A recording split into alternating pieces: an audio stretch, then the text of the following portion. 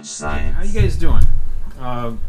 Mr. Davis here, and I know in this time of the COVID-19 and homeschool or online schooling, maybe if you're a science teacher making science videos, if you found my stuff or happened upon it in some other way, maybe you were looking for overhead setup to hold your camera.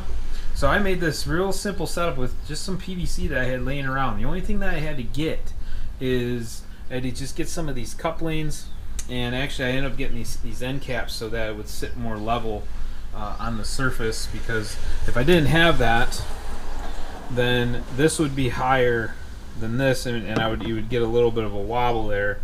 So this way it's all the same height, and you don't get any kind of rock in there.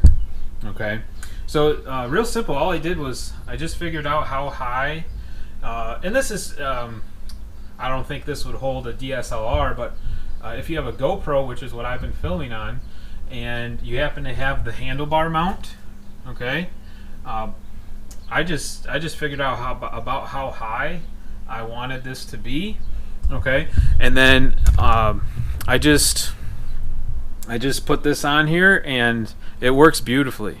Okay, so if you have a GoPro and you're a teacher trying to make the pre-recorded lessons for your students, and I was able to get up to my school, and I was to get a whiteboard, and so I just wanted to be able to write out some problems with a better setup, looking over my board. Okay, so it's real simple. 3/4 PVC, holds a GoPro. If you have all this stuff, great. If not, I'm not sure if it would be worth getting it all, but I just happen to have a lot of this stuff laying around. So just a real quick help out anybody who needs the help.